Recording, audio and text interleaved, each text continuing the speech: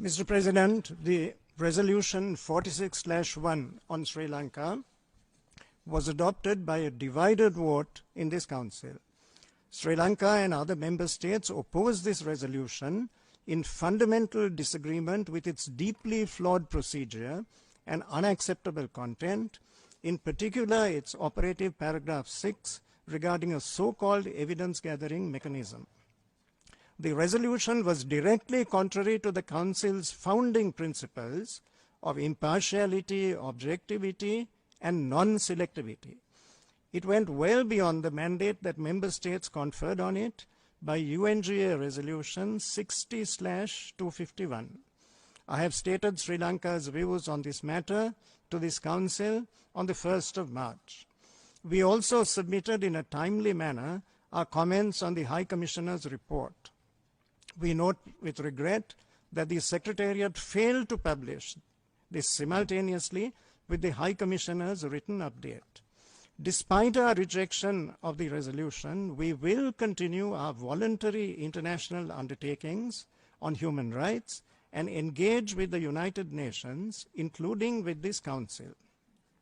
As stated by President Gotabaya Rajapaksa of Sri Lanka to our Parliament on the 18th of January 2022, we are a nation that respects international laws and conventions.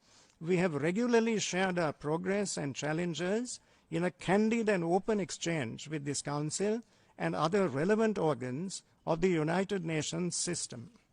We are convinced that there are serious anomalies and weaknesses in the report presented to this Council by the High Commissioner.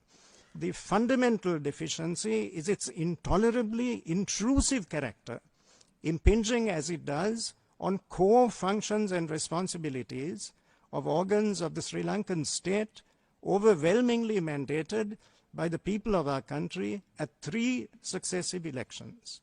There is as well a clearly discernible element of discrimination in that the Council would certainly not take it upon itself to embark on a similar inquisitorial procedure in respect of other member states. This in itself, Mr. President, strikes at the very root of the foundations of the United Nations system. The issue of uniformity and consistency of standards applied by the High Commissioner to member states, irrespective of their size and influence, and in steadfast conformity with the essential principle relating to the sovereign equality of all members of the United Nations fraternity, is cynically transgressed in several portions of this report. To our minds, this is particularly disturbing because the strength and prestige of the United Nations, and especially the Human Rights Council, derive from the widespread regard of the international community as a whole for the moral and ethical basis underpinning the attitudes of the Council.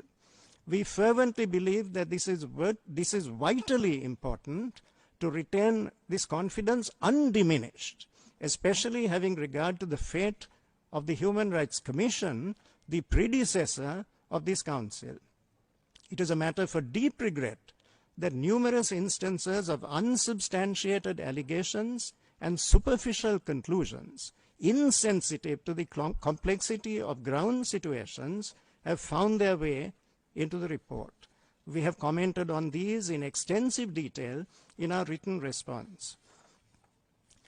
We are dismayed by the High Commissioner's unwarranted onslaught on seminal institutions of our country, which function under the aegis of Sri Lanka's constitution and legal system, emanating from a rich and varied cultural heritage, and are subject to stringent review processes which form an integral part of our tried and tested laws.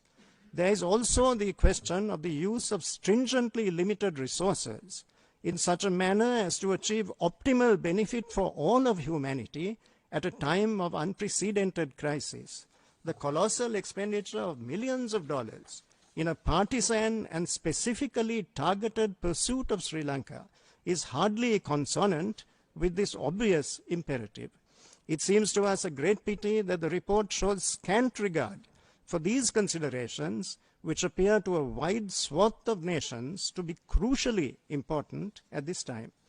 The government of Sri Lanka is firmly resolved to maintain the security and stability that we have restored for our people and ensure sustainable progress in an equitable manner.